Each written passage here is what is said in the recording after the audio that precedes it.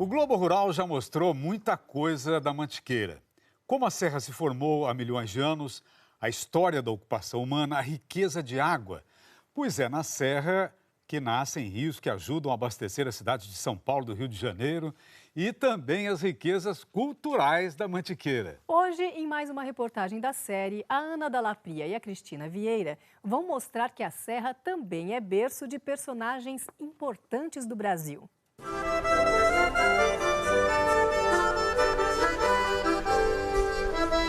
A paisagem, as pessoas, as lendas da Serra da Mantiqueira serviram de inspiração para um dos mais populares escritores brasileiros, Monteiro Lobato. Há uma controvérsia se ele nasceu no Alto da Mantiqueira, aqui no município que hoje leva o nome dele, ou no Vale do Paraíba, no pé da serra. Fato é que Monteiro Lobato deu vida a personagens típicos dessa região. Tia Anastácia, cozinheira de mão cheia, Visconde de Sabugosa, o boneco feito de sabugo de milho, Dona Benta, a avó contadora de histórias, e as crianças que conviviam livremente entre árvores, animais silvestres e da fazenda. Lobato trouxe para as crianças brasileiras, uma nova consciência. Tanto é que os animais se relacionam com os humanos de uma forma muito próxima. E ele coloca isso, de que todos são seres vivos, A escritora Conceição Molinaro estuda a obra de Monteiro Lobato e conta que em 1911 ele herdou do avô o sítio onde passava a infância e até morou aqui com a família por 6 anos. Período em que viveu como fazendeiro da Mantiqueira, preocupado com a questão ambiental. Coloca nesse primeiro momento questões que agora que são super atuais, como do clima e tudo, até essa mudança de clima por questão de devastação das florestas, ele já colocava nesse período. Foi nessa época também que ele criou o personagem Jeca Tatu. Hoje, o sítio onde viveu Monteiro Lobato pertence à dona Maria Lúcia Guimarães, que abre a casa para visitação. Dona Lúcia, o que a senhora quer passar para as pessoas que vêm visitar o sítio? Eu quero que as pessoas aprendam a ler e tenham prazer em ler o Brasil. A Mantiqueira deu ao Brasil personagens da ficção e da história do país, como conta a repórter Ana Dallapria. Boa parte do território da Serra pertence aos estados de São Paulo e Minas Gerais, que dominavam a economia do Brasil quando a República foi proclamada em 1889. Os produtos da Mantiqueira eram tão importantes que até deram nome à aliança formada pelos dois estados, a chamada política do café com leite. Por 4 décadas, paulistas e mineiros se revezaram na presidência do país.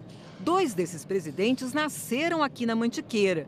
Venceslau Braz, que governou o Brasil entre 1914 e 1918, e Delfim Moreira, que ocupou o cargo por 8 meses entre 1919 e 1920. A política café com leite desapareceu com a Revolução de 1930, que colocou na presidência da República o gaúcho Getúlio Vargas. Ele assumiu com o compromisso de convocar o mais breve possível uma Assembleia Nacional Constituinte. Como em 2 anos isso não aconteceu, houve em São Paulo um levante, a Revolução Constitucionalista de 1932. Revolta armada que teve na Mantiqueira um de seus combates mais sangrentos. Aconteceu dentro desse túnel da antiga estrada de ferro Rio-Minas, na divisa dos estados de São Paulo e Minas Gerais. De um lado, tropas mineiras, representando o governo federal. Do outro, tropas paulistas, que se encontraram neste túnel para manter, a não deixar que outros invadam seu território. Tanto um lado quanto o outro vão ter muitas baixas durante esses combates. São Paulo saiu derrotado da Revolução, que deixou marcas profundas na história do estado. Na capital, até um monumento foi erguido para homenagear os combatentes de 32. A Além de presidentes, escritores, a Mantiqueira deu ao Brasil outros importantes personagens. Um desses personagens nasceu na cidade onde estamos agora, que antigamente chamava-se Palmira e hoje leva o nome de seu filho mais ilustre, Santos Dumont. Nosso pai da aviação nasceu na Mantiqueira por acaso. O pai dele, Henrique Dumont, foi contratado para construir um trecho da Estrada de Ferro Central do Brasil e se instalou na fazenda do Cabangu com a mulher, Dona Francisca, e 5 filhos. O sexto, Alberto, nasceu em 1873 nesta casa, onde hoje funciona um museu administrado por Dona Mônica Castelo Branco. Nesse quarto, nós temos uma história da família de Santos Dumont. Então, o pai, um engenheiro francês, a mãe, uma brasileira, razão porque Santos Dumont assina Santos igual Dumont. Ele tinha a nacionalidade brasileira e a nacionalidade francesa. O orgulho brasileiro fez com que ele igualasse as duas nacionalidades. Santos Dumont viveu na fazenda até os 4 anos de idade. Daqui mudou-se para São Paulo e depois para a França, onde construiu o 14 bis. Aos 46 anos, já famoso, ele decidiu voltar ao Brasil e para o Cabangu. Por 9 anos, comandou a fazenda onde produzia leite. Essa é a sala do museu dedicada ao Santos Dumont fazendeiro. Tem inclusive muitas fotos da Cabangu, olha só, que ele mesmo fez no período em que viveu aqui. E cartas que ele mandava para o administrador da fazenda quando estava fora em viagem. Essa é bem interessante, olha, é de 1920. João, acabo de comprar um lindo touro importado da Inglaterra. Tem 1 ano e meio. Guarde agora as novilhas para ele. Nós temos aqui um assunto, uma história muito bonita. Santos Dumont tendo o diagnóstico de uma esclerose múltipla, mais ou menos por 1910. Ele fez no Rio de Janeiro um mausoléu e trasladou a mãe de Portugal, trasladou o pai de outro cemitério no Brasil. Deixou um recado, é com eles que eu quero estar.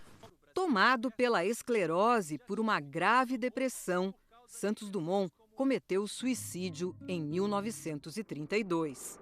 O médico que o embalsamou, por alguma razão, guardou-lhe o coração. Uma grande companhia aérea brasileira, a Panair do Brasil, sabendo da existência desse coração preservado, tomou esse coração e construiu um monumento. Hoje, o monumento que guarda o coração de Santos Dumont faz parte do acervo do Museu Aeroespacial, na cidade do Rio de Janeiro. Entre as montanhas da Mantiqueira vive um povo de muita fé. As antigas fazendas da Serra ainda preservam capelas seculares, como essa na Fazenda do Martelo, em Barbacena, que vem sendo conservada pela família da Dona Ilma Laguardia. Esse oratório é de 1728 e a gente faz questão de conservar, né? Mas a gente faz com amor, né? Que a gente gosta, né? Na Mantiqueira há tantos santos e oratórios antigos que tem até gente que vive do ofício de restaurá-los, como mostra a repórter Cristina Vieira. Nilton Ribeiro transformou um sonho de infância em profissão. Apaixonado por santos, se tornou restaurador e escultor de obras sacras. No ateliê do Nilton, em Paraisópolis, até falta espaço para tanto santo. Como você pode ver, as peças vêm muito danificadas, faltando pedaço, faltando parte. Tem que fazer um trabalho minucioso sem tirar a característica do santo. Deixar ele o mais original possível. Essa aqui, por exemplo, ela é de cerâmica. É uma peça muito antiga. É um Santo Antônio de cerâmica, segundo Adonis, que já ajudou muita gente a casar, sabe? É uma dádiva muito grande eu poder contribuir para isso. No lado fluminense da Mantiqueira, no município de Resende, a repórter Ana Dalla Pria mostra que um desses santos vem dando o que falar. Quase que nós vamos para a polícia por causa desse santo. É que no começo do século XVIII, no distrito da Fumaça, foi construída uma igrejinha. E essa imagem de São Luís Beltrão foi colocada no altar. Com o tempo, a capela ruiu. E ninguém sabe como, quando, nem porquê, o santo foi parar na casa do avô da dona Benedita Teixeira.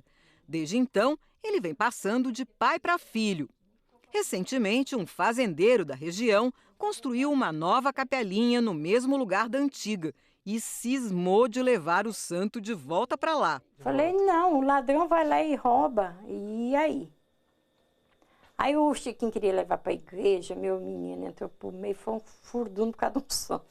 Dona Benedita não abriu mão do santo, mas para apaziguar os ânimos, se comprometeu a levar a imagem para todas as rezas. Aí na capelinha a gente leva, faz o terço, igual meu avô fazia. Depois passamos na casa do dono da terra, todo mundo tirou foto, todo mundo conversou. Lá veio com o santo enrolado no pano, parecendo um boneco.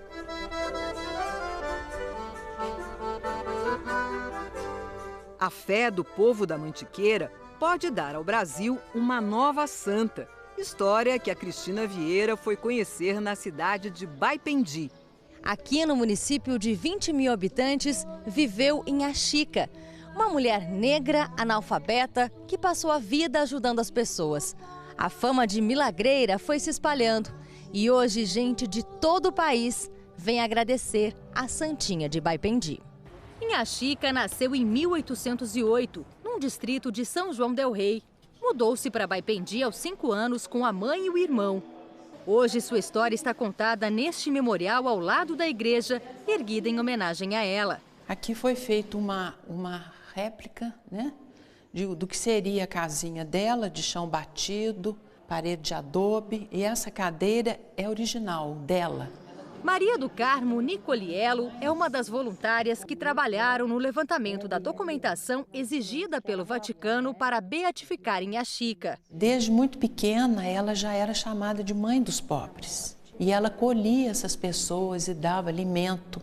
Ela recebia aqui tanto os pobres, carentes, a quem ela atendia, quanto os poderosos do império. Então, até hoje é assim.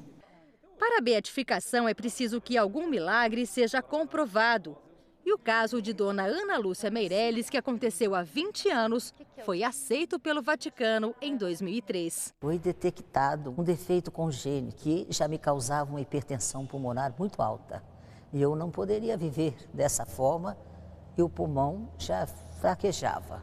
Dona Ana se agarrou à fé em Inhaxica e uma nova consulta surpreendeu o médico que cuidava dela. Ele disse assim, a ciência e a medicina não explicam o que aconteceu com a senhora. A senhora está curada. Parabéns, Deus te ouviu.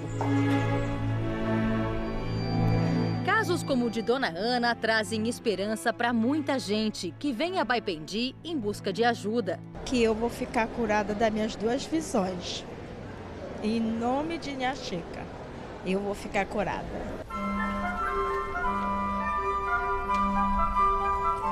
Fé, história, cultura, água. A Serra da Mantiqueira é guardiã de tesouros inestimáveis para quem vive entre essas montanhas e para todos nós brasileiros.